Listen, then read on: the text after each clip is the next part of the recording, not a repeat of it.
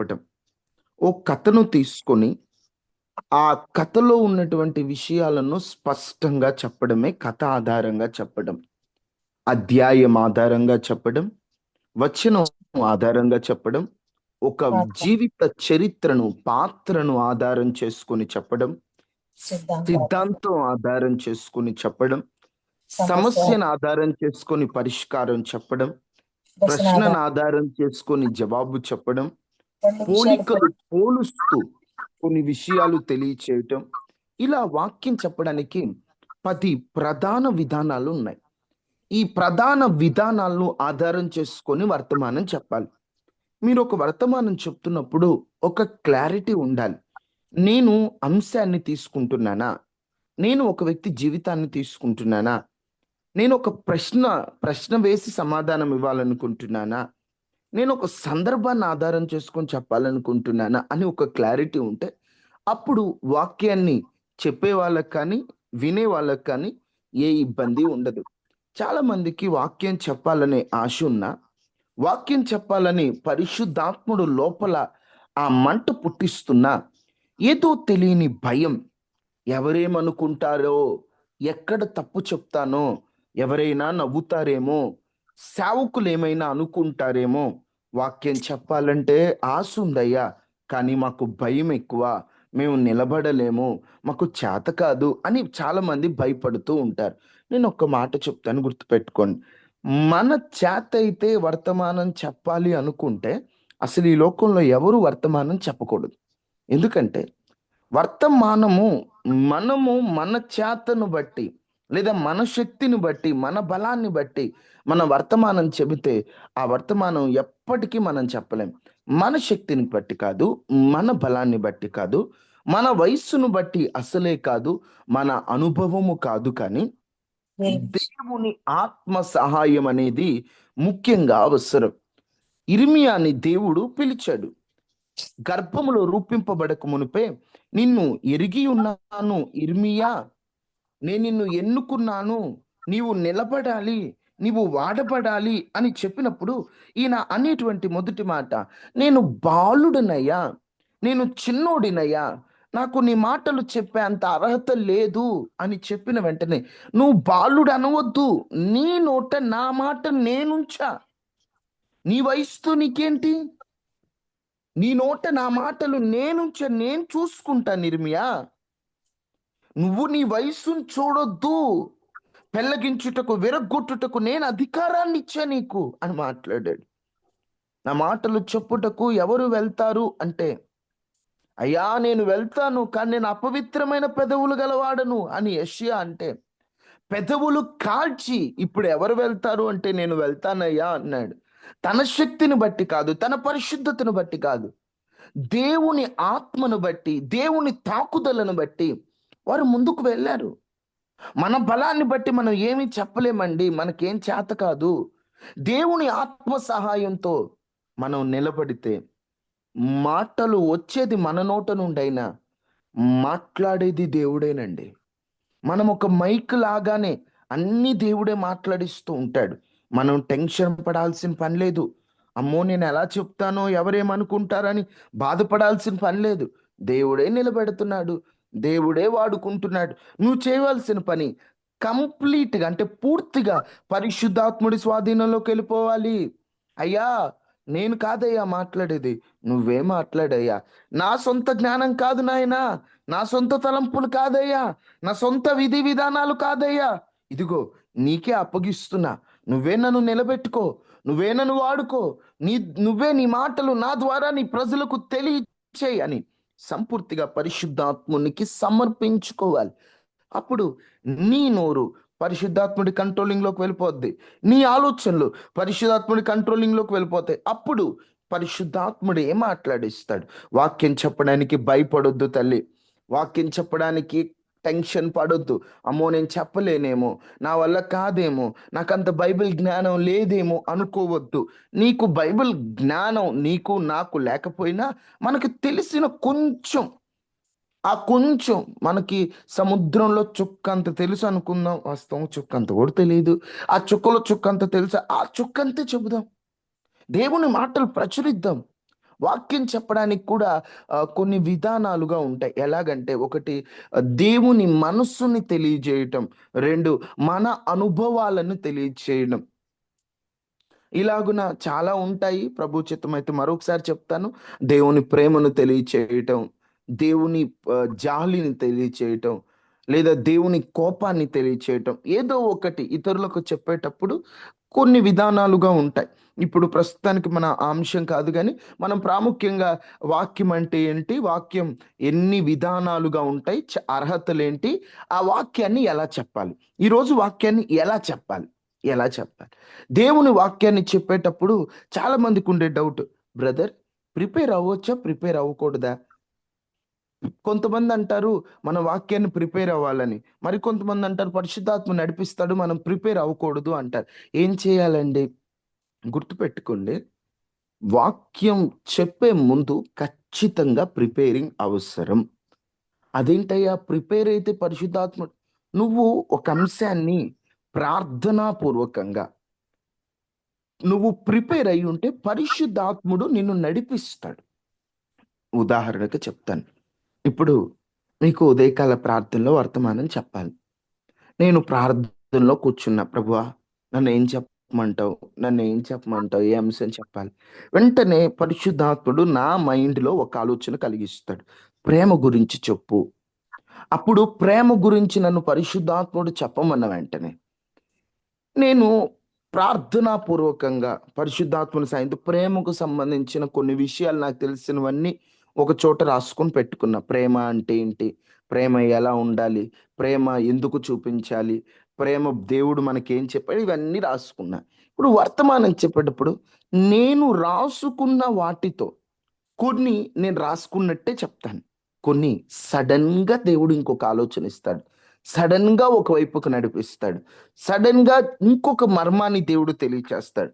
నేను ప్రిపేర్ అవ్వాలి. దేవుడు నడిపింపు ఒక్కోసారి ప్రిపేర్ అయ్యేటప్పుడు ఉంటది. ఒక్కోసారి వాక్యం చెప్పేటప్పుడు ఉంటది. అర్థమవుతుందమ్మా? ఒకసారేమో ప్రిపేర్ అయ్యేటప్పుడు ఉంటది నడిపింపు. ఒకసారేమో వాక్యం చెప్పేటప్పుడు ఉంటది నడిపింపు. ఇప్పుడు దేవుని నడిపింపు ఎప్పుడుంటదో మనకు తెలీదు కదా! అందుకని మనం ప్రిపేర్ అవ్వాలి. ఒక్కోసారి ప్రిపేర్ అయ్యేటప్పుడు దేవుడు కొత్త విషయాలు తెలియచేస్తాడు. చెప్పేటప్పుడు తెలియజేస్తారు. ఖచ్చితంగా ప్రిపరేషన్ అవసరం. ప్రిపేర్ అవ్వడం అంటే ఏదో గంటలు గంటలు ప్రార్థించుకొని, అంశాన్ని సెలెక్ట్ చేసుకొని ఏం చెప్పాలి. ఒక 2, 3 పాయింట్లు మీరు అంశాన్ని సెలెక్ట్ చేసుకొని, ఈ అంశం చెప్పాలి. ఈ అంశం అలా 3 పాయింట్లు కొన్ని సందర్భాలన్నీ నోట్ చేసుకొని చెప్పాలి. వాక్యం చెప్పేటప్పుడు మనుషుల వైపు అస్సలు చూడొద్దు. నేను చెప్తున్నా కదమ్మా! మనుషుల వైపు చూడొద్దంటే కళ్ళు మూసుకొని చెప్పమని గాదు. చూడొద్దు అంటే వాళ్ళేమనుకుంటారో, ఈళ్ళేమనుకుంటారో, నా మాటలు నత్తి మాటలు నేను పలకలేను అనకూడదు. మోషే అంటాడు నేను నత్తివాడనంటే దేవుడు ఒప్పుకోల. నేను అహరోనును ఉంచానన్నాడు. అహరోను ఎవరు? ప్రధాన యాజకుడు. ప్రధాన యాజకుడు అహరోను మోషే వెంట నడిచాడు.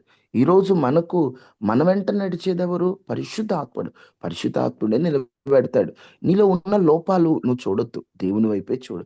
వాళ్ళేమనుకుంటారో, నేను వర్తమానం చెప్పాననుకో మోషేకు కూడా అదే భయం. నేను జెప్తే నా మాటలు ఎవరు నమ్ముతారు? నేను చెబితే ఎవరింటారు? నిజంగా నాకు అదే భయం ఉండేదండి. ఇప్పటికి నాకు బైబిల్ ట్రైనింగ్ లేదు. ఏదైనా నేను జెప్తే ఎవరింటారు? నా మాటలు ఎవరు లోబడతారు? అనుకుంటా ఉంటాను. కానీ పరిశుద్ధాత్మను నిలబెడితే మనమెంతండి? దేవుడే వాడుకుంటాడు. ఒకటే చెప్తున్నాను నిలబడండి. భయపడొద్దు. కలవరపడొద్దు. ఎవరేమనుకున్నా పర్లేదు. మీరు వర్తమానం చెప్పేటప్పుడు నవ్వారా? పట్టించుకోవద్దు. మీరు వర్తమానం చెప్తుంటే ప్రతి వర్తమానానికి విమర్శించారా? పట్టించుకోవద్దు. మీరు వర్తమానం చెప్తుంటే తప్పు పడుతున్నారా? పట్టించుకోవద్దు. వాళ్ళు చెప్పింది దేవుడికి చెప్పండి. ప్రభువా నేను వర్తమానం చెప్తుంటే ఇలా తప్పు పడుతున్నారు. ఇది వాక్యానుసారం కాకపోతే నన్ను మార్చయ్యా. నీకిష్టమైనట్లు నన్ను సరిదిద్దయ్యా. నీకిష్టమైన రూపంలో నన్ను చెక్కుకో అయ్యా అని సమస్తం దేవునికి అప్పగించుకోండి. దేవుని మీదే ఆధారపడండి. దయచేసి మనుషుల వైపు చూడొద్దు. యేసు ప్రభు వర్తమానం చెప్పేటప్పుడు కూడా చాలామంది విమర్శించారు. విమర్శించలేదా? ఆయన ఏ వర్తమానం చెప్పినా లోపాలు వెతికారు. ఆయనలోనే వెతికినప్పుడు మనమెంత? మన బ్రతుకెంత? మనలో వెతకడంలో ఏముంది? కొంతమంది ఉంటారు వర్తమానం విని నేర్చుకొని మార్చుకోవడానికి కాదు, వర్తమానం చెప్పిన వాడిని విమర్శించడానికే ఉంటారు. అలాంటి వాళ్ళని అసలు పట్టించుకోవద్దు. అలాంటి వాళ్ళు పట్టించుకొని మన విలువైన సమయాన్ని వృధా చేసుకోవాల్సిన అవసరమే లేదు. భక్తులు చెబుతూ వెళ్ళిపోయారు. పౌలు గారి వర్తమానానికి ఎంతమంది వ్యతిరేకంగా తయారయ్యారు? యేసుక్రీస్తు ప్రభు వారి వర్తమానానికి ఎంతమంది వ్యతిరేకంగా తయారు? వాళ్ళు అసలు ఏం పట్టించుకోలేదు వీరు. వాళ్ళ గురించి వీళ్ళేం పట్టించుకోలేదు. దేవుని వైపు చూస్తూ ఉన్నారు. మీరు ప్రార్థనతో ప్రారంభించండి. మొదట మోకాళ్ళ అనుభవంతో నేను ఏం చెప్పాలని ప్రార్థన పూర్వకంగా దేవుణ్ణి అడగండి. అడిగిన తర్వాత మీరు ఒక అంశాన్ని సెలెక్ట్ చేసుకుంటారు కదా! అంశాన్ని సెలెక్ట్ చేసుకొని చక్కగా దానికి సంబంధించిన విషయాలన్నీ కూడా రాసుకోండి లేదా గుర్తుపెట్టుకొని మీరేం చేస్తారంటే, ఇప్పుడు వర్తమానం చెప్పే సమయానికి వచ్చాం. మీరు వర్తమానం చెప్పడానికి వచ్చారు. వర్తమానం చెప్పడానికి వచ్చినప్పుడు ఫస్ట్ మీరు వాక్యం చెప్పే ముందు టెన్షన్ ఖచ్చితంగా వస్తుంది. అమ్మో! నేను ఎలా చెప్తాను? ఏం టెన్షన్ పడొద్దు. అయ్యా! నువ్వే నన్ను నిలబెట్టు అనుకో. ఎక్కువ మొదటి వర్తమానాల సమయాల్లో అంటే మీరు కొంచెం వర్తమానం చెప్తూ ఉన్న స్టార్టింగ్ టైంలో కొంచెం టెన్షన్‌గా ఉంటదండి. కొంచెం భయంగా కూడా ఉంటది. గుండె స్పీడ్‌గా కొట్టుకోవటం, తడబాటు ఇలాంటివన్నీ ఖచ్చితంగా వస్తాయి. మీరు తడబాటును చూసి కలవరపడొద్దు. నేనైతే ఫస్ట్ వర్తమానం చెప్పాలనుకున్నప్పుడు భయమేసి మైక్ అక్కడ పారేసి చేతులు, కాళ్ళు చెమటలు పట్టిపోయాయి. ఎందుకంటే నలుగురు ముందు నిలిచిపోని చెప్పడం కొంచెం కష్టంగానే ఉంటది. అయినా పర్లేదు. ఫస్ట్ టెన్షన్ అనిపించినా కొంచెం తడబాటు పడతారు. తడబాటులో స్పీడ్‌గా వచ్చేస్తది వర్తమానం. స్పీడ్‌గా కాదు, తడబాటు కాదు, కూల్‌గా చెప్పండి. ప్రశాంతంగా ఉండండి దయచేసి. ప్రశాంతంగా, కూల్‌గా నువ్వేం చెప్పాలనుకుంటున్నావు? దేవుడేం నడిపిస్తే ఒక కూల్‌గా. బట్టి వర్తమానాలు చెప్పొద్దు. తల్లి అర్థమవుతుందా? నేను ఎక్కువ రిఫరెన్సులు చూపియకుండా మీకు అర్థమవ్వడానికి చెప్తున్నాను. బట్టి వర్తమానాలు చెప్పొద్దు. బట్టి పడితే ఏమవుద్దంటే అప్పజెప్పినట్లు ఉంటది. బట్టి పట్టొద్దు. నీ జీవితాన్ని అన్వయించుకొని, నీ జీవితంలో అన్వయించుకున్న విషయాన్ని నువ్వు చెప్పు అంతే. దేవుడు లోకాన్ని ఎంతో ప్రేమించాడు, మమ్మల్ని ప్రేమిస్తున్నాడు అలా చెప్తే ఎదుటోళ్ళకి ఎలా ఉంటదంటే, దేవుని మాట ఆకర్షణీయంగా ఉండదు. మీరెలా చెప్పాలంటే, చాలా కూల్‌గా దేవుడు లోకాన్ని ఎంతో ప్రేమించాడు. నిన్ను కూడా దేవుడు ప్రేమిస్తున్నాడు. దేవుని ప్రేమ ఎంతో గొప్పది కదా! కూల్‌గా వెళ్ళండి. ప్రశాంతంగా దేవుని మాటలు చెప్పండి. తర్వాత మీరసలు వాక్యాన్ని చెప్పే ముందు మీరు ఎలా వాక్యాన్ని ప్రారంభించాలి ఇవన్నీ చెప్తాను. క్లారిటీగా మీరందరూ వినండి. మీరు వర్తమానం చెప్పడానికి వెళ్తారు కదమ్మా! మీరు వర్తమానం చెప్పడానికి వెళ్ళినప్పుడు మొదటగా మీరు చేయవలసినటువంటి పనేంటంటే గ్రీటింగ్స్ చెప్పండి. గ్రీటింగ్స్ చెప్పాలి. ఏం చెప్పాలి? గ్రీటింగ్స్. గ్రీటింగ్స్ అంటే దేవునికి స్తోత్రాలు. ప్రతి ఒక్కరు గుర్తుపెట్టుకొని వర్తమానం చెప్పేటప్పుడు ఫస్ట్ దేవునికి స్తోత్రాలు చెప్పాలి. దేవునికి స్తోత్రాలు చెప్పాలి. మనుష్యులకి వందనాలు చెప్పాలి. సమయం ఇచ్చిన దాసులకు, సేవకులుంటే వాళ్ళకి, లేకపోతే వినే విశ్వాసులకి. మీ అందరికీ వందనాలని చక్కగా చిరునవ్వుతో పలకరిస్తూ, వినేవారికి ఒక అంటే ఎలా చెప్పాలంటే, ఒక మంచి ప్రేమతో కూడినటువంటి వాతావరణం మీ ద్వారా కనబడాలి. అర్థమవుతుందమ్మా? మంచిగా వారిని చక్కగా అందరికీ వందనాలమ్మా. కొంతమంది స్టార్టింగ్ చెప్పేటప్పుడే మొహం అంతా ఒకలాగా పెట్టి ఏదేదో భయపడతా చెప్తారు. అట్లా కాదు. చక్కగెళ్ళినప్పుడు దేవుడు నన్ను నిలబెట్టుకున్నాడు. నాకు విలువైన ఆపర్చునిటీ వచ్చింది అని దేవునికి స్తోత్రాలు. ఈ వర్తమానం ఆలకిస్తున్న మీ అందరికీ వందనాలమ్మా అని చక్కగా నవ్వారనుకోండి.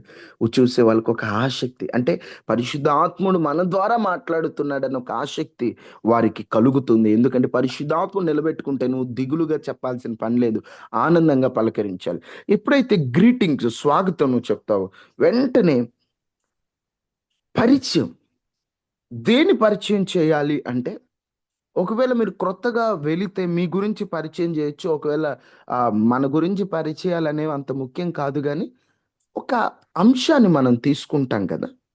డైరెక్ట్‌గా అంశంలోకి వెళ్ళకుండా, అంశానికి తగినటువంటి ఒక చరిత్రను, అంశానికి తగిన ప్రశ్నను, అంశానికి తగినటువంటి సందర్భాన్ని ఏదో ఒకటి చెప్పాలి.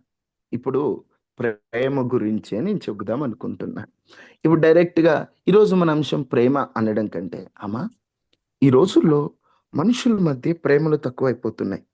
ఎక్కడికెళ్ళినా కూడా ప్రేమలే లేవు. భార్యాభర్తల మధ్య ప్రేమలు లేవు. తల్లి బిడ్డల మధ్య ప్రేమలు లేవు. అసలు ఈ ప్రేమలు ఎందుకు తగ్గిపోతున్నాయి?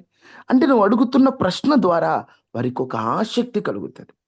అట్లా నువ్వొక ఇంట్రడక్షన్ అంటారు వీటిని. ఇంట్రడక్షన్‌తో నిజం జెప్పాలంటే ఇలానే చెప్పాలి ప్రసంగం అని ఎక్కడ బైబిల్‌లో లేదు. పరిశుద్ధాత్ముడి నడిపింపు. పరిశుద్ధాత్ముడు నడిపిస్తున్నప్పుడు మనకంటూ ఒక క్రమం ఉండాలి కాబట్టి ఇవి జెప్తున్నాను. పరిశుద్ధాత్ముడు మిమ్మల్ని ఇంకొకలాగా నడిపిస్తే గుడ్ అలానే చెప్పండి. ఇట్టే చెప్పాలి ఇది రూల్ ఏం కాదు. కానీ క్రొత్తగా చెప్పడానికి సిద్ధపడుతున్న వారున్నారు. వారికసలు స్ట్రక్చర్ అంటే ఆ క్రమం అనేది అర్థం కావట్లేదు. అర్థం కావడం కోసం నేను ఇలా చెప్తున్నాను. అర్థమవుతుందా? పరిచయం చేయండి. ఆ సందర్భం, ఆ అంశం పరిచయం చేయండి. ఒక చిన్న స్టోరీ. ఈ రోజుల్లో నేనొకటి చూశాను. ఇలా ప్రేమలు ఒక తల్లి తన బిడ్డని ఎలా పడితే అలా దూషిస్తుంది. ప్రేమలెక్కడున్నాయి అని నువ్వు చెప్పే మాట ద్వారా వారికి ఆ వర్తమాన అంశంపై ఆసక్తి కలుగుతుంది. నెక్స్ట్ నువ్వేం చేయాలి? స్క్రిప్చర్ అంటే వచనాన్ని చదవాలి. వచనం చదివి నువ్వు పరిచయం చేసినా పర్లేదు. పరిచయం చేసి వర్తమాన వచనాన్ని ఒక ముఖ్య వచనం తీసుకోవాలండి. ఏ వర్తమానం చెప్పినా ఒక ముఖ్య వచనం తీసుకోవాలి. అదే బేసిక్ వచనం అంటారు. అదే బేస్ వచనం అంటారు. అంటే బేసిక్ అంటే దాని నుండే ప్రారంభమవుతుంది. బేస్ అంటే అదే పునాది. అదే పునాదిగా ఒక వచనం తీసుకోవాలి. ప్రసంగానికి ఆధారమైన వచనం. ఖచ్చితంగా ఆ వచనమే ప్రసంగానికి మూలమవ్వాలి. అటువంటి వచనాన్ని తీసుకోవాలి. దేవుడు లోకమును ఎంతో ప్రేమించెను అనే వచనం తీసుకున్నాను. ఆ వచనాన్ని స్పష్టంగా చదవాలి. ఆ వచనం చదివిన తర్వాత సందర్భం ఆ వచనం ఏంటో కూడా మనం చెప్పాలి. ఇప్పుడు ఏది పడితే అది వచనం చదివేసి కింద మీద మాకనవసరం ఆ వచనం మాకుంటే చాలు అనకూడదు. అసలు పైన ఏం జరిగింది? సందర్భం చెప్పాలి. సందర్భం చెప్పాక ఇప్పుడు ఆ వచనంలో నుండి సందర్భం చెప్పాక, పరిచయం అయ్యాక అంశం చెప్పాలి. అప్పుడు అంశం అర్థమవుతుంది. అప్పుడు ఈ వచనాన్ని చదివాక అంశాన్ని తీసుకోవాలి.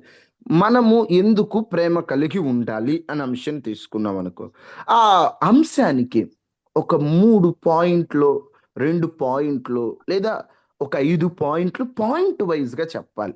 ఎందుకు పాయింట్ వైస్‌గా చెప్పాలంటే గుర్తుండటానికి ఎవరికైనా వాక్యాన్ని విన్నప్పుడు ఆ వాక్యం గుర్తుండాలంటే పాయింట్ వైస్‌గా చెప్పాలి. అర్థమవుతుందమ్మా? పాయింట్ వైస్‌గా ఇదిగో దేవుడు మనల్ని ప్రేమించాడు గాబట్టి మనం ప్రేమించాలి మొదటి పాయింట్. అప్పుడు వినే వాళ్ళకి పాయింట్ వైస్‌గా చెప్పగలిగితే వింటారు. నిన్న చెప్పాను. మనం ఒక అంశాన్ని తీసుకున్నప్పుడు అంశం దాటి ఎప్పుడు పక్కకెళ్ళకూడదు. తీసుకున్న అంశానికే లోబడి, తీసుకున్న అంశం చుట్టే మన వర్తమానం ఉండాలి తప్ప, అంశం దాటి నాకు నచ్చినట్టు నేను బయటికెళ్తాను అంటే అస్సలు కుదరదు. మన అంశములోనే ఉండాలి. నాకు బైబిల్‌లో ఇంకో చరిత్ర తెలుసు. అది బాగా తెలుసు. అది చెబితే బావుంటదేమో అనుకోడానికి లేదు. మనకి తెలుసు కదా అని చెప్పడం కాదు కానీ, దేవుని వాక్యాన్ని చెప్పేటప్పుడు ఒక క్రమం మనం అలవాటు చేసుకుంటే అది బావుంటుంది. తర్వాతది ఎప్పుడైతే మీరు పాయింట్‌లో 2 లేదా 3 పాయింట్లు తీసుకొని ప్రతి పాయింట్‌ని బైబిల్ ఆధారంగా క్రమంగా లోతుగా ఆ పాయింట్‌ని వివరిస్తూ ఉండాలి. ఎప్పుడైతే పాయింట్లు మీరు వివరిస్తుంటారో అప్పుడు కథలు, సంఘటనలు, అనుభవాలు గుర్తుపెట్టుకోండి. ఆ పాయింట్‌ని వివరించేటప్పుడు కథ, దానికి తగిన కథ, సందర్భం, సంఘటనలు, అనుభవాలు. ఇప్పుడు ఉదాహరణ ప్రేమ గురించి చెప్తున్నాను. నీ జీవితంలో జరిగినయి చెప్పొచ్చు. కానీ ఒకటి గుర్తుపెట్టుకోండి. మన జీవితంలో జరిగిన సంఘటనల ద్వారా, సందర్భాల ద్వారా, అనుభవాలు ఏది చెప్పినా ప్రజలకి ఒక పాఠము, దేవునికి మహిమ. ఇదే గుర్తుపెట్టుకొని చెప్పాలి. మనం చెప్పేటువంటి సంఘటన ద్వారా మనకు మహిమ రాకూడదు. మనకి ఘనత రాకూడదు. దేవునికి మాత్రమే మహిమ రావాలి. దేవుడు మాత్రమే ఘనపరచబడాలి. దేవుడు మాత్రమే ఘనపరచబడినట్లుగా, దేవుని మాత్రమే మహిమపరచినట్లుగా కొన్ని సంఘటనలు తీసుకొని చక్కగా ఆ సంఘటనల ఆధారంగా చెప్తే అప్పుడు వినేవారికి ఆసక్తినొస్తది. మీరు చెప్పేటప్పుడు పరిశుద్ధాత్ముడే మిమ్మల్ని నడిపిస్తూ ఉంటాడు. ఉదాహరణలు చెప్తూ చెప్పాలి. ఉదాహరణలు వర్తమానంలో భాగమవ్వాలి గానీ, ఉదాహరణలో వర్తమానం భాగం అవ్వకూడదు. మనం మన లైఫ్‌లో జరిగినయో కొన్ని చెప్పొచ్చు కానీ కొంతమంది ఏం చేస్తారంటే ఓన్లీ ఇవే చెప్తుంటారు. బయట విషయాలు ఎక్కువ లేదండి. బయట విషయాలు చాలా తక్కువ ఉండాలి. ఏందంటే జస్ట్ ప్రజలకు అర్థమవ్వటానికి. కొంతమంది వాక్యం చెప్పేటప్పుడు ఖచ్చితంగా వీళ్ళని నవ్విచ్చాలి అట్లా అనుకోకూడదు. ఆటోమేటిక్‌గా కొన్ని నవ్వుకునేవి ఉంటాయి. అది ఆటోమేటిక్‌గా పరిశుద్ధాత్మ నడిపిస్తున్నప్పుడు అవి కొంచెం ఆనందాన్ని ఇస్తాయేమో తప్ప, కావాలని ఒక ప్లాన్‌గా అందరిని నవ్విచ్చాలి. ఒకరోజు ఒక వర్తమానం దగ్గరికెళ్తే ఒక యవనస్తుడు వచ్చి అంటున్నాడు, "నాకు ఈరోజు వర్తమానం ఏం నచ్చలేదన్నా." "ఎందుకు నచ్చలేదు తమ్ముడు?" "అయ్యో! ఏమైంది తమ్ముడు?" "నువ్వేం నవ్విచ్చలేదు." అంటే నువ్వు వర్తమానం వినడానికి వచ్చినోడు నవ్వడానికి వచ్చేవాడు ఉంటాడు కొంతమంది. వాడికి నవ్వే గావాలి. వాడికి వర్తమాన అంశం ఏంటి? పశ్చాత్తాపపెట్టి దేవుని మనసేంటి అనవసరం. మనుషులకేం అవసరం? మనుషులేం కోరుతున్నారని వాళ్ళని మెప్పించి, మురిపించి, మరిపించే వర్తమానం కాదు. పరిశుద్ధాత్ముడు వీళ్ళకేం చెప్పాలనుకుంటున్నాడు? ఆయన మదిలో ఉన్న భారం మన నోట నుండి బయటకు రావాలంతే. చక్కటి ఉదాహరణలతో, నిజ జీవిత సంఘటనలతో, అనుభవాలతో వర్తమానం చెప్పాలి. తరువాత వర్తమానం చెప్పేటప్పుడు ఒక ముగింపు ఉండాలి. అంటే ముగింపు ఎలా ఉండాలంటే, ఈ వర్తమానం ద్వారా మనము నేర్చుకునేది, మార్చుకునేది. మీకేం అవసరం? ఈ వర్తమానం ద్వారా మీరేమి నిర్ణయించుకున్నారు? నిర్ణయం అనేది ప్రతి వర్తమానానికి ఖచ్చితంగా అవసరం. అదే ముగింపు, అదే నిర్ణయం. అసలు ఈ వర్తమానం ఇంతసేపు విన్నారే, దీని సారాంశం ఏమిటి? దీని సారం ఏమిటి? అసలు ఈ వర్తమానం యొక్క ముఖ్య ఉద్దేశ్యం ఏమిటి? అసలు దేవుడి వర్తమానం ద్వారా ఏం మాట్లాడాలనుకున్నాడు? అని ఒక తీర్మానం. తీర్మానం లేని వర్తమానం ఉపయోగం లేదు తల్లి. ఖచ్చితంగా తీర్మానం ఉండాలి. మీరు ఆ తీర్మానంలోకి వెళ్ళే ముందు మీరు చెప్పినదంతా కూడా ఒకసారి గుర్తు చేయాలి. ముఖ్యమైన విషయాలన్నీ చెప్పాలి. వాళ్ళని కొంచెం ఉత్సాహపరిచి తీర్మానం తీసుకున్న తరువాత, అప్పుడు ఆ తీర్మానంతో కూడిన ప్రార్థనతో వర్తమానం ముగించాలి. ఇది షార్ట్ కట్. ముగింపు అయిపోయిన తర్వాత వారిని తీర్మానం చేసి, దేవుడు ఒకవేళ వారు దేవునికి దూరమైతే దేవుడు దగ్గరికి పిలుస్తున్నాడని, వారి జీవితంలో ఆ వర్తమానానికి తగినటువంటి మార్పులేమైనా ఉంటే అవన్నీ మీరు పలికి అప్పుడు వర్తమానాన్ని ముగించాలి. మీకు పాయింట్ వైస్‌గా చెప్పాలంటే, ఒకటి గ్రీటింగ్స్, వారికి పరిచయము, స్వాగతం ఉండాలి. తర్వాత పరిచయం ఉండాలి. తర్వాత వచనాన్ని వివరించాలి. అంశాన్ని తీసుకోవాలి. ముఖ్యమైనవి చెప్పాలి. ఉదాహరణలు చెప్పాలి. ముగించాలి. తీర్మానంతో, దేవుని ఆహ్వానంతో ముగించాలి. ఇది గూడా నిన్నటిలాగానే నేను పోస్టర్ తయారు జేశాను. మీకు పెడతాను. నేను చెప్పాలనుకున్న విషయాలన్నీ కలిపి ఆ పోస్టర్ అర్థమవుతది. రాసుకున్న వాళ్ళకి కూడా అర్థమవుతదని అలా పోస్టర్ తయారు చేశాను. ప్రసంగం ఎలా చెప్పాలని. అది గూడా నేను గ్రూప్‌లో పెట్టిస్తాను. ఇలా వర్తమానాన్ని చెప్పడానికి మీరందరూ కూడా ప్రిపేర్ అయ్యి ఉండాలి. ఇలా వర్తమానం చెప్పడానికి మీరు ప్రిపేర్ అయినప్పుడు పరిశుద్ధాత్ముడే మిమ్మల్ని నడిపిస్తాడు. ఇప్పుడు నేనేం చేద్దాం అనుకుంటున్నానంటే, ఇది వర్తమానం ఎలా చెప్పాలి? మీరందరూ వర్తమానం చెప్పాలని అనుకుంటారు. నేనంటే దేవుని పని చేస్తున్నాను. ఎప్పటినుండో వాక్యం చెప్తున్నాను కాబట్టి, నాకు కొన్ని తెలిసినవి చెప్పాను. కానీ ఇప్పుడిప్పుడే చెప్పాలనుకుంటున్న వారికి కొన్ని ప్రశ్నలుంటాయి. ఆ ప్రశ్నలు మీరిప్పుడు అడగండి. ఉన్న ఈ పావుగంటలో. వాటికి నేను సమాధానం చెప్తాను. అప్పుడు మీరందరూ మంచి వర్తమానికులుగా తయారవ్వటానికి పరిశుద్ధాత్ముడే సిద్ధపరుస్తాడు. అర్థమైందమ్మా? మీరందరూ కూడా వాక్యం చెప్పాలి గదా! మీరందరూ వాక్యం చెప్పే స్థాయిలో సిద్ధపడాలి గదా! సిద్ధపడాలంటే మీకు కొన్ని ప్రశ్నలుంటాయి. వాక్యాన్ని ఎలా తీసుకోవాలి? ఇలాంటివన్నీ కూడా. ఎందుకంటే మీరు చెప్తూ నేర్చుకుంటున్నారు కాబట్టి. ఆ ప్రశ్నలు అడిగితే ఇప్పుడు ఈ ఉదయకాల ప్రార్థనలో నేను కొన్నిటికి మీకు సమాధానం చెప్తాను. ఎవరికీ ఏ ప్రశ్నలు లేవా? వాక్యానికి సంబంధించిన ప్రశ్నలేమైనా మీ మీ మధ్యలో ఉంటే అడగండి సిగ్గుపడకుండా. అడగ ఆలోచించుకొని అడగండి.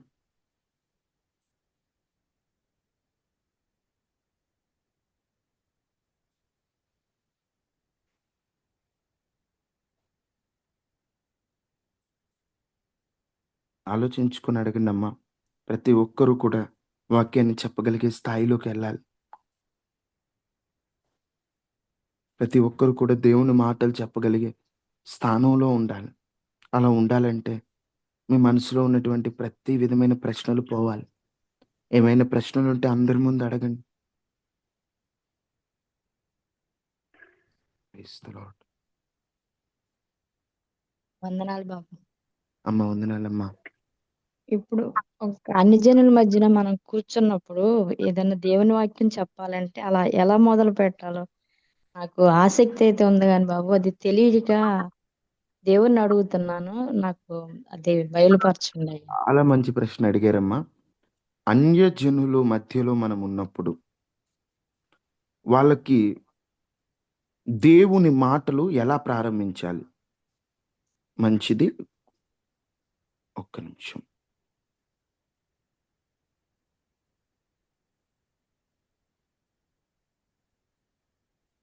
ఉమ్. అన్యజనుల మధ్యలో దేవుని మాటలు ఎలా చెప్పాలి? ఇప్పుడు మన చుట్టూ ఉన్న వారిలో అందరూ క్రైస్తవులే ఉంటారని కాదు. అన్యజనులు ఉంటారు.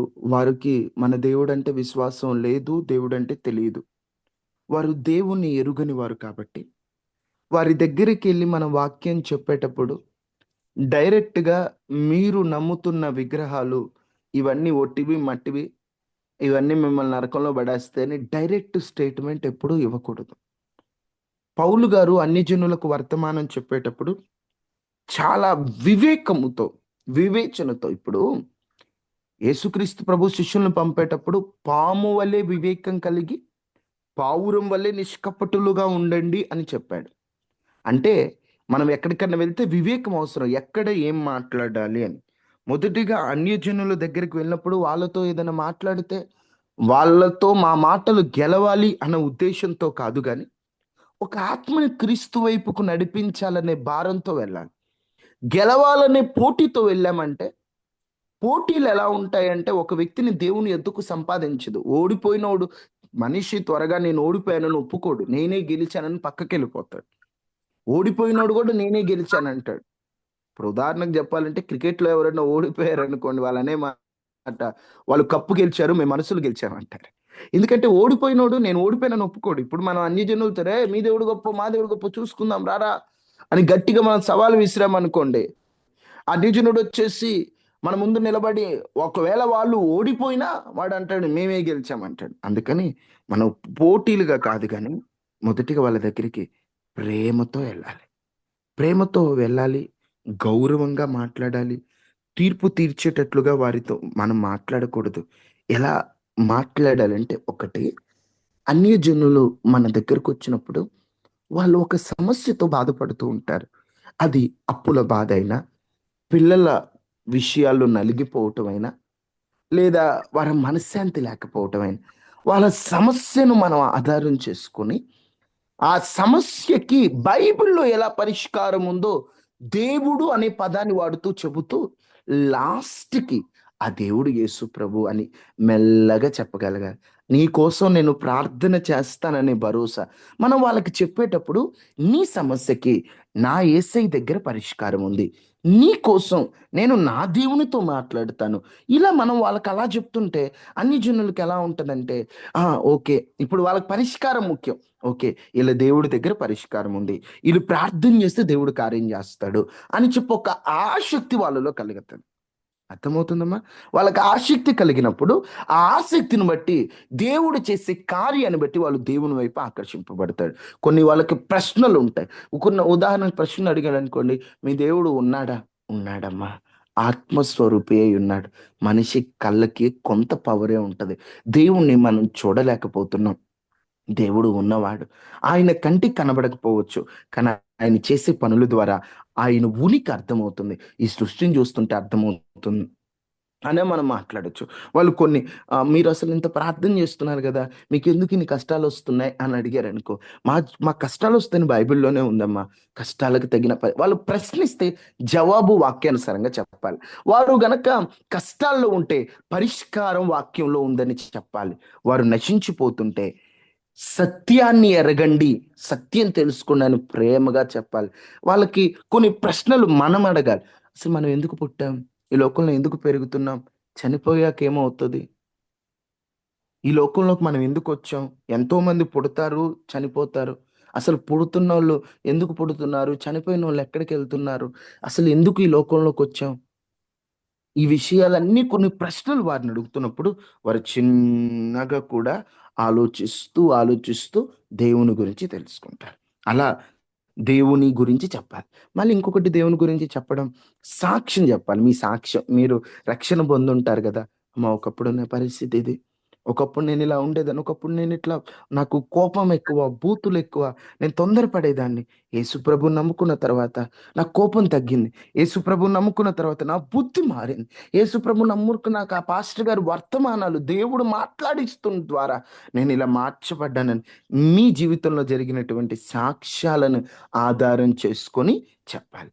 తర్వాత కొన్ని ఉదాహరణలు, ఉపమానాల రూపంలో చెప్పాలి. వాళ్ళకి డైరెక్ట్‌గా మర్మాలు చెప్తే అర్థం కాదు అన్యజనులకి. వాళ్ళకి ఉదాహరణలు, కొన్ని ఉపమానాల ఆధారంగా తప్పిపోయిన కుమారుడు, మంచి సమరయుడు ఇలా చెప్పాలి. వాక్యాన్ని చాలా సింపుల్‌గా చెప్పాలి. భారీ పదాలు, కష్టమైనటువంటి విషయాలు ఇలాంటివేమీ చెప్పకుండా సులభంగా అర్థమయ్యే భాషలో ఆహ్, మనం వారితో మాట్లాడుతూ ఉండాలి. ఎక్కువగా వాదనలకు దిగకూడదు. వాళ్ళే తెలుసుకుంటారు. పరిశుద్ధాత్మ పరిశుద్ధాత్మునికి అవకాశం ఇచ్చాలి. పరిశుద్ధాత్మునిపై ఆధారపడాలి. ఒక్క రోజులోనే అన్ని జనుల్లో మార్పు రాదు. ఎందుకంటే వాళ్ళు ఎప్పటి నుండో ఒక సిద్ధాంతాల రూపంలో ఉన్నారు కాబట్టి మీరు చెప్పిన వెంటనే వాళ్ళలో మార్పు రాదు. చిన్నగా వాళ్ళలో ఆసక్తి వస్తూ ఉంటది. ఒక్కోసారి ఆసక్తి వచ్చి దేవుని కార్యాలు చూసి మళ్ళీ వెనక్కెళ్ళిపోతుంటారు. వాళ్ళ కోసం ప్రార్థన చేయాలి. వాళ్ళ ఆత్మని తిరిగి సంపాదించాలి. అగ్నిలో నుండి లాగినట్టయినా కొందరిని రక్షించాలి. అంతే తప్ప ఒక్క రోజులో మార్పు రావాలని కోరుకోవద్దు. చిన్నగా దేవుడు మారుస్తాడు. మీ ప్రయాస అయితే వ్యర్థం కాదు. అర్థమవుతున్నాయమ్మా? మీరు మాత్రం కష్టపడండి. నేను అర్థమవుతున్నాయా అని పలుమార్లు అడగటానికి కారణం ఏంటంటే, స్పీడ్‌గా ఏదో చెప్పుకుంటూ వెళ్ళిపోతే కాదు. ప్రతి మాట మీకు అర్థమవ్వాలి. అలాగా మీరు సమయాన్ని తీసుకొని చక్కగా ప్రేమతో దేవుని గురించిన సత్యాన్ని, అసలు ఈ లోకంలోకి ఎందుకొచ్చాం? యేసు ప్రభు ఎందుకు మరణించాడు? ఆయన ప్రేమ ఎలా ఉంటది? ఎలాంటోళ్ళని దేవుడు ప్రేమిస్తున్నాడు? అలా మీరు తెలిసిన విషయాలు చెప్పండి. లోతైన మర్మాలు, పరమగీత మర్మాలు అవేమీ చెప్పొద్దు. ప్రేమతో వారితో మాట్లాడండి. అన్యజనులు మంచివారేనమ్మా. వారికి సత్యం తెలీదు. మనకు తెలుసు. ఎప్పుడు గూడా అన్యజనులంటే వాళ్ళని చూసి మొహం అంతా ఒకలా పెట్టుకోవటం, వాళ్ళని అసహ్యించుకోవడం ఇలాంటివి చెయ్యొద్దు దయచేసి. ఒక ఒక సహోదరుడు చెప్తున్నాడు. వాళ్ళ ఆటోలో ఒక చిన్న విగ్రహం ఉందంట. చిన్న విగ్రహం, చాలా చిన్న విగ్రహం. దాదాపు ఒక ఏలంత విగ్రహం ఉందంట. ఈ ఆటోలో విగ్రహం ఉంది. నేను ఆటో ఎక్కనని దిగి వెళ్ళిపోయిందంట ఆమె. ఆయనకెలా ఉంటది చెప్పండి? మనం మన మనిషిలో ప్రభువు ఉన్నాడు. వాళ్ళ నమ్మకం వాళ్ళది. ఇప్పుడు ఆటో అంటే అన్నీ ఉంటాయి. మనం ప్రభువు వైపు చూస్తూ వెళ్ళిపోవాలి కానీ అసహించుకోవద్దు. వాళ్ళకి తెలీదు సత్యం. నీకు తెలుసు, నువ్వు తెలుసుకున్నావు. వాళ్ళ కోసం ప్రార్థన చేయి. వాళ్ళ ఆత్మను సంపాదించడానికి ప్రయాసపడు. అంతే తప్ప అన్యజనుల్ని దూషించడం, అన్యజనుల్ని ద్వేషించడం, వాళ్ళ కార్యక్రమాలకి వెళ్ళకపోవడం, మా విగ్రహాలకు అర్పించిన వాటిని మాత్రమే మనం తినకూడదు.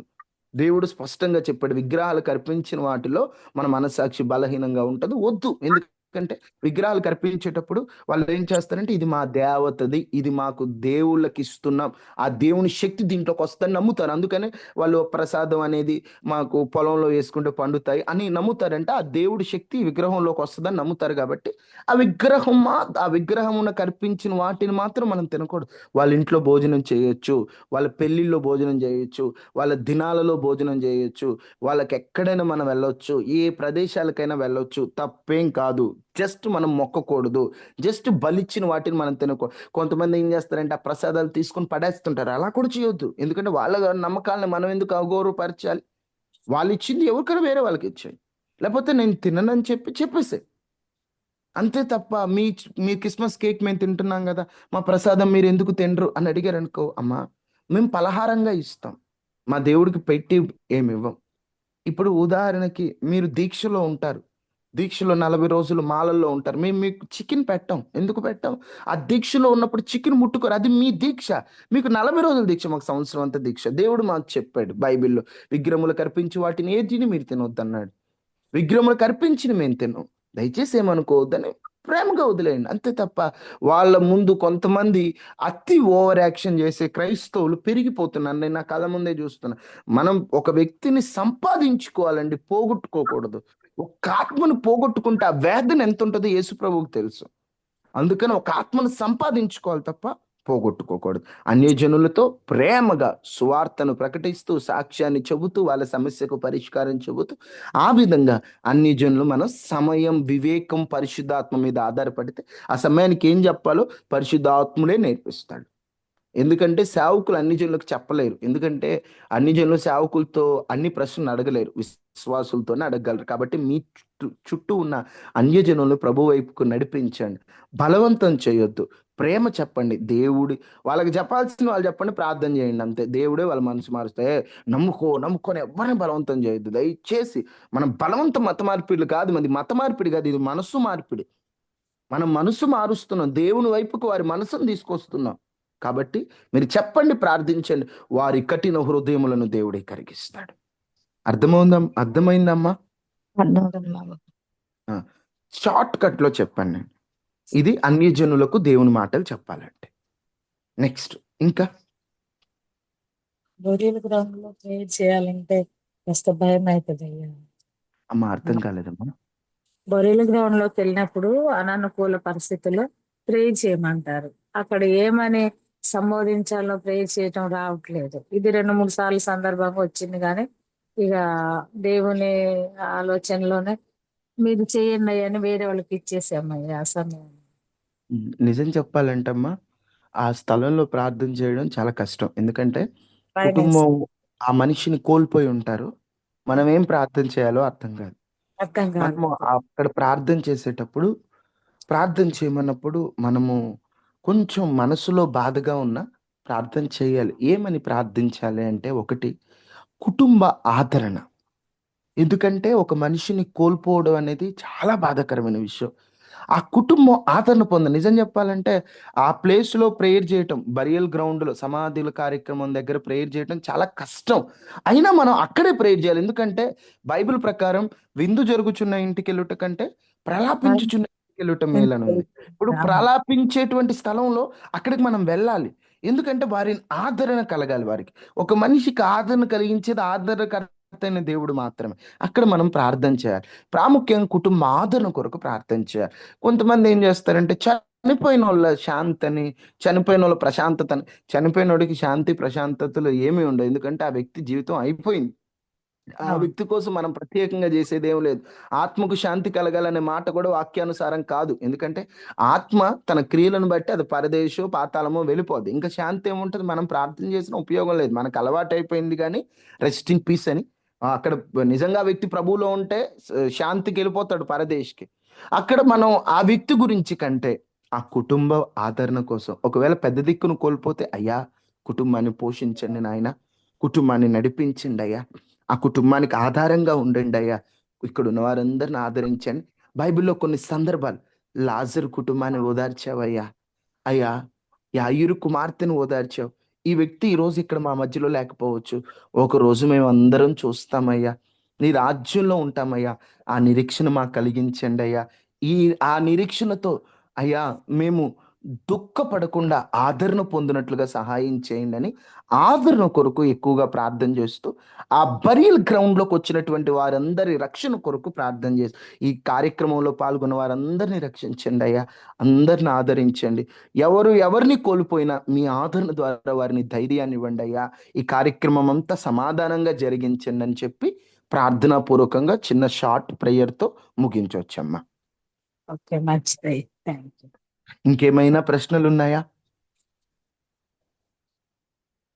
కార్యాన్ని బట్టి ప్రేయర్ చేస్తున్నాంలే, కానీ ఇంక ఇదొక్కటే భయం వేసింది. మనుషులుగా, సేవకులుగా మేమే భయపడతామమ్మా. ఎందుకంటే ఆ కుటుంబం అప్పటికే దేవుడు మా కుటుంబస్తుల్ని కృంగిపోయి తీసుకొని ఉంటారు. వెళ్ళిపోయాడు అనే ఒక బాధలో ఉంటారు.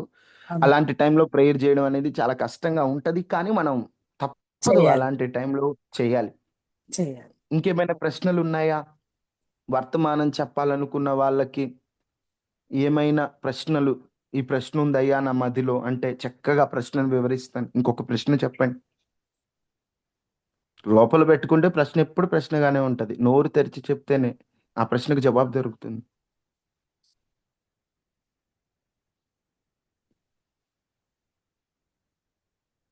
Praise the Lord. ప్రైజ్ ఇంకేం లార్డ్ అన్న. ప్రశ్న? ప్రైజ్ లార్డ్ అక్క. నాకు చిన్న సందేహము. అదే చెప్పండి అక్క. ఎండింగ్ ప్రేయర్ చేస్తాం కదా, మెసేజ్ ఉమ్, చెప్పిన తర్వాత. అది ఉమ్. దీవెన ఇస్తారు కదా, అది అభిషేకం పొందిన వాళ్ళే ఇవ్వాలి అనేసి ఒక సేవకులు చెప్పారు. అది ఎంతవరకు కరెక్ట్, ఇవ్వచ్చా ఇవ్వకూడదా వాస్తవంగా చెప్పాలంటే దీవెనలో రకాలు ఉంటాయక్క. తండ్రి అయిన దేవుని ప్రేమ, కుమారుడైన యేసుక్రీస్తు వారి కృప, పరిశుద్ధాత్మని అన్యోన్య సహవాసమని పౌలు గారు ముగించిన దీవెన, ఇలాంటి అంటే ఒక మాటలో చెప్పాలంటే ఆశీర్వాదకరమైనటువంటి పెద్ద దీవెన సేవకులే ఇవ్వాలి. ఎందుకంటే వారు అభిషేకింపబడిన వారు కాబట్టి వారు ఆ దీవెన ఇవ్వటానికి వారికి హక్కు ఉంటుంది. అభిషేకింపబడిన వారికి హక్కు ఉంటుంది. అలా అని చెప్పి విశ్వాసులు ఇవ్వకూడదా? ఇవ్వచ్చు. విశ్వాసులు ఇచ్చే దీవెన ఎలా ఉండాలంటే, దేవుని కృప మనందరికీ తోడైయుండును గాక. ఆమేన్. దేవుని కృప మనందరికి ఇప్పుడు పౌలు గారు కూడా కొన్ని సందర్భంలో దేవుని కృప మనందరికీ తోడైయుండును గాక అని ఒక చిన్న షార్ట్ దీవెన ఇస్తా ఉంటారు. అలాగ ఒక్క నిమిషం, చిన్న డిస్టర్బెన్స్, ఒక్క నిమిషం.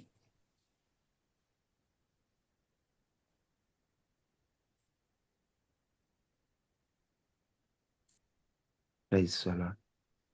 ఇప్పుడు వినిపిస్తుందా కాన్ఫరెన్స్ లో నా వాయిస్? ఓకే ఓకే ఓకే, దేవునికి స్తోత్రం.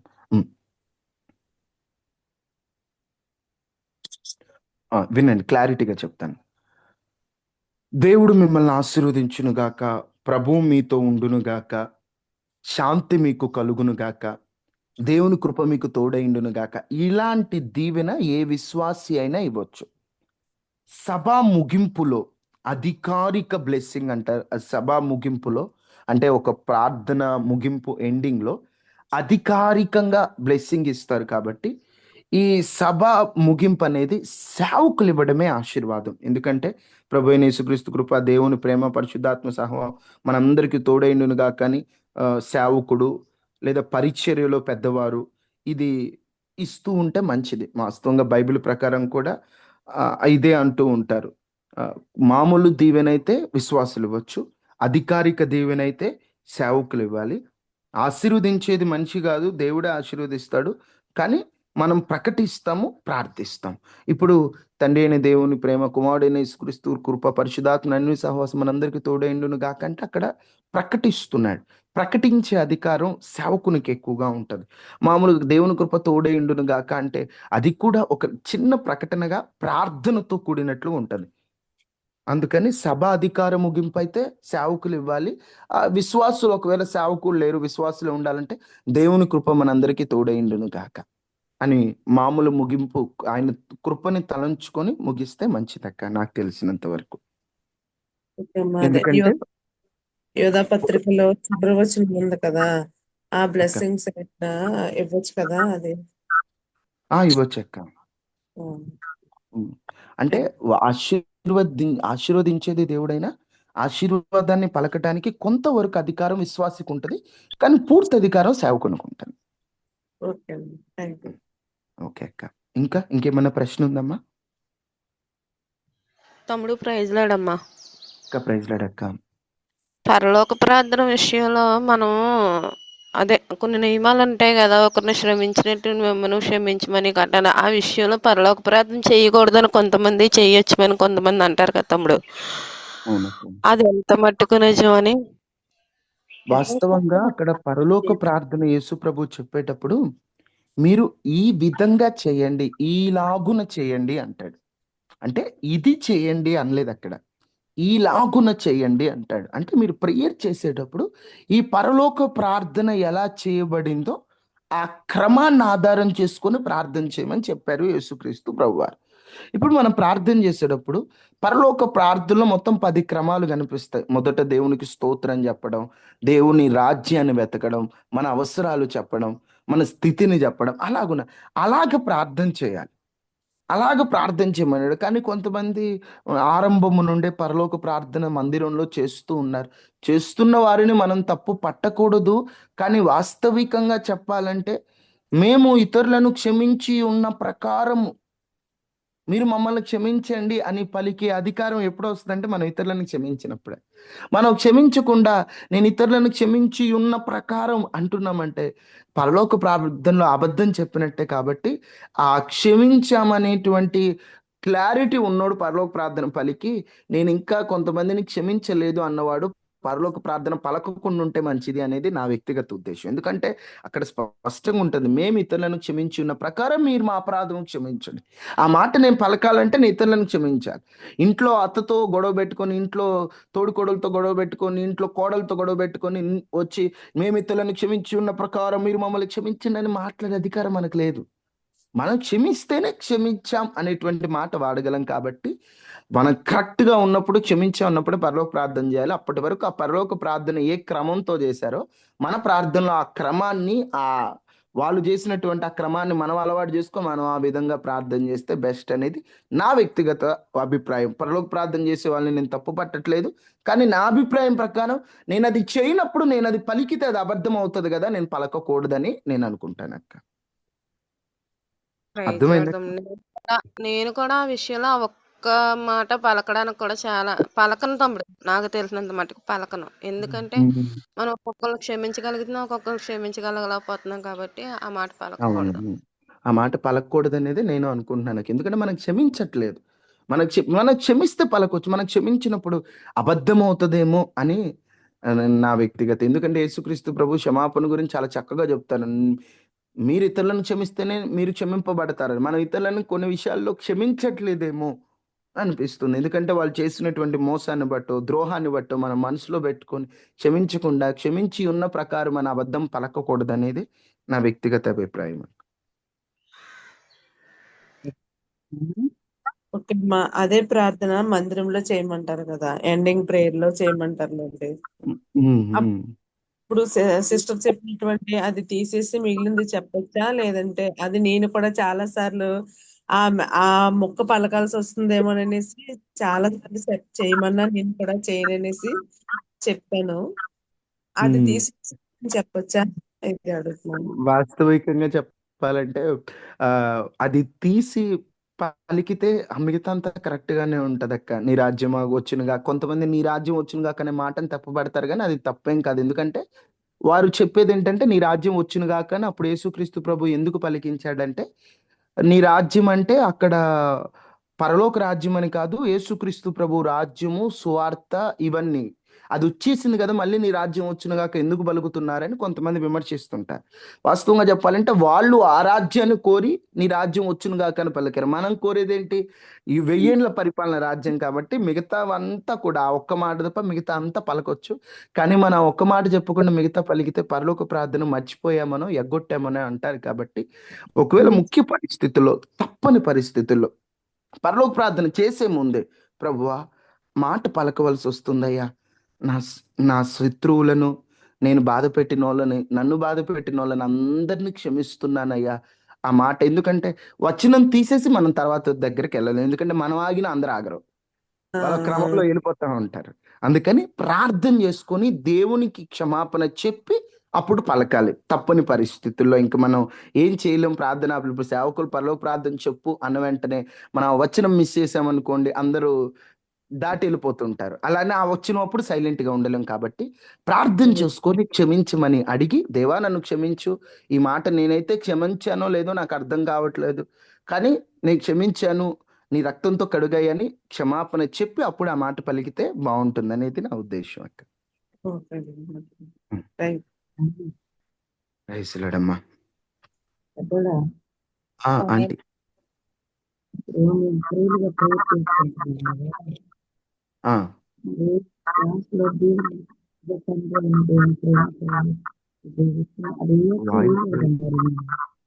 అస్సలు అర్థం కావట్లేదు అంటే వాయిస్ అసలు అర్థం కావట్లేదు. ప్రేయర్ అయిపోయిన తర్వాత లాస్ట్ లో దీవెన ఇస్తున్నాం కదా, అర్థం కాలేదు నాన్న. పెద్ద చెప్పండి. అన్ని మ్యూట్ లో పెట్టేయండి అమ్మా, ఇప్పుడు వాయిస్ క్లియర్ గా వస్తుంది.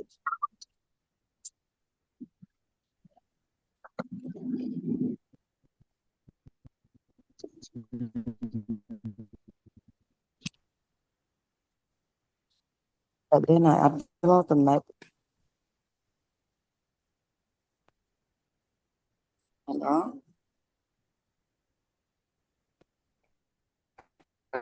చెప్పండి మీరు. నానా, లాస్ట్ లో దేవుని ఇస్తున్నాను కదా, అది ఇయ్యొచ్చా ఇవ్వకూడదు అంటున్నా. ఇలా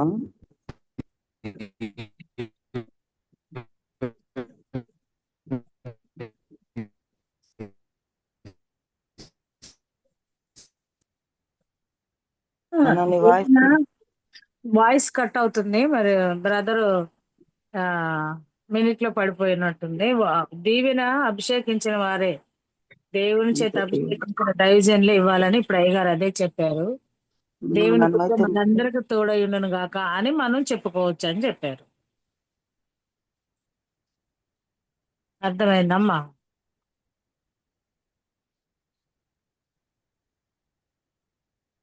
అర్థమైందారా? మళ్ళీ ఒకసారి డౌట్ క్లియర్ చేసుకోండి. మళ్ళీ చెప్తున్నానమ్మా, వాస్తవంగా దీవించేది దేవుడే. విశ్వాసి పలకొచ్చా పలకకూడదా అంటే, దేవుని కృప మనందరికీ తోడైండును గాక, దేవుడు మనల్ని బలపరుచును గాక, ఇలాంటి మాటలు విశ్వాసి పలకొచ్చు.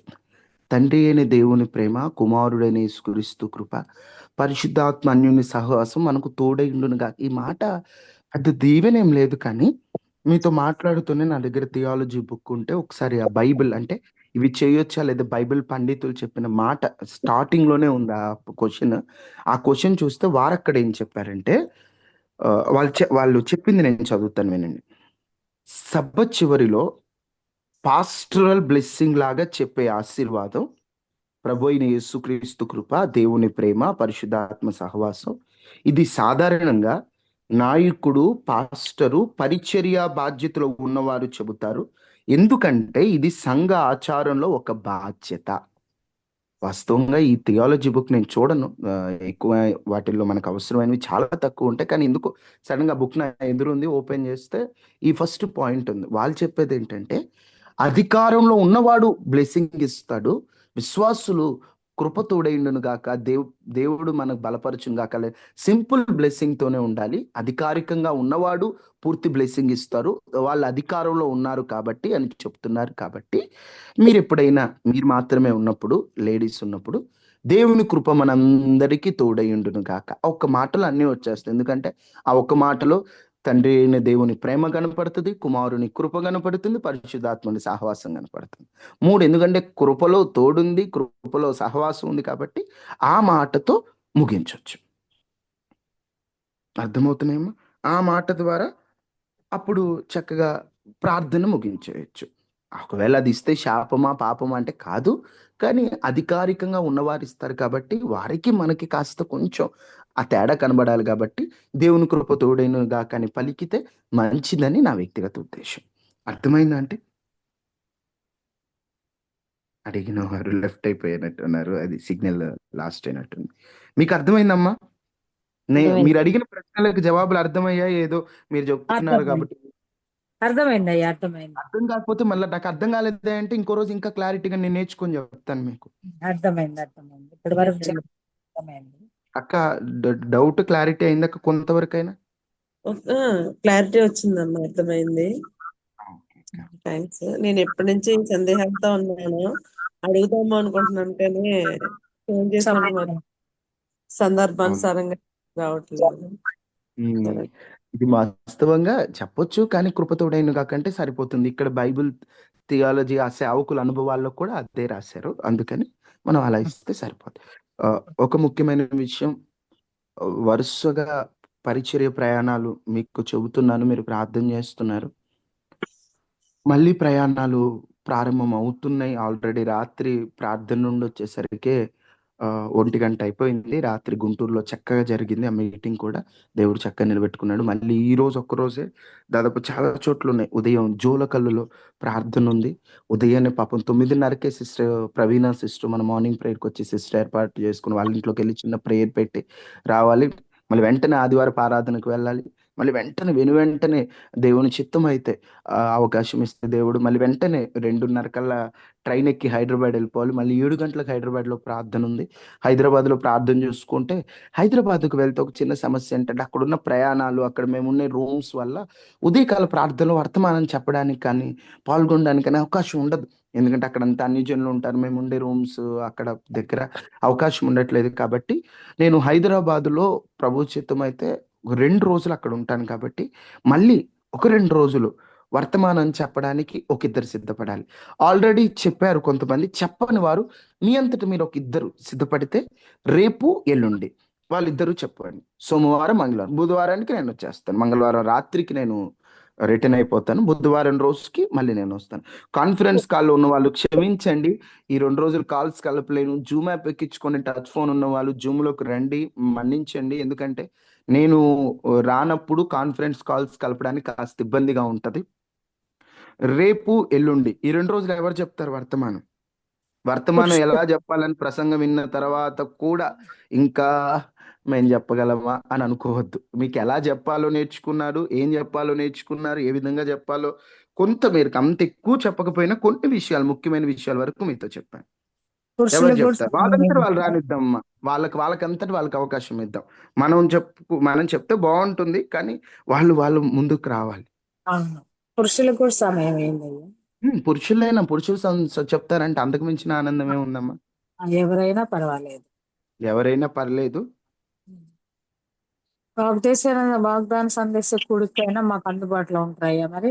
అమ్మ వాస్తవంగా చెప్పాలంటే హాఫ్ నైట్ ప్రేయర్ 30వ తారీఖు నేను ప్లాన్ చేశానమ్మా. ఆ రోజు మనం మార్నింగ్ ప్రేయర్‌కొచ్చే రత్నకుమారి సిస్టర్ గారి మ్యారేజ్ 30వ తారీఖు రాత్రి. మనము వదిలేయండి ఫస్ట్. మ్యారేజ్‌లో ముఖ్యమైన వ్యక్తిగా మనం ఉండాలి కాబట్టి ఎందుకంటే ఈ మార్నింగ్ ప్రేయర్ స్టార్టింగ్‌లో జాయిన్ అయ్యారు అక్క. అక్క మ్యారేజ్‌లో ఖచ్చితంగా ఉండాల్సొస్తుంది కాబట్టి హాఫ్ నైట్ ఆపడం జరిగింది. ఇంకో రోజు పెట్టుకుందాం. వాగ్దాన సందేశ్ కూడిక ఉదయాన్నే మే 1 ఉదయాన్నే ఖచ్చితంగా జరుగుతది. ఎన్ని మీటింగ్స్ ఉన్నా వాగ్దాన సందేశ్ రోజు ఎక్కడికి ఇవ్వట్లేదు డేట్. ఎందుకంటే ఆ రోజు మనం వాగ్దాన సందేశంతో బలపడాలి. హాఫ్ నైటే లేదు. చాలా బాధ అనిపించింది కానీ కొన్ని కార్యక్రమాలప్పుడు తప్పట్లేదు. ఎవరు పర్వాలేదు. చెప్తారమ్మా?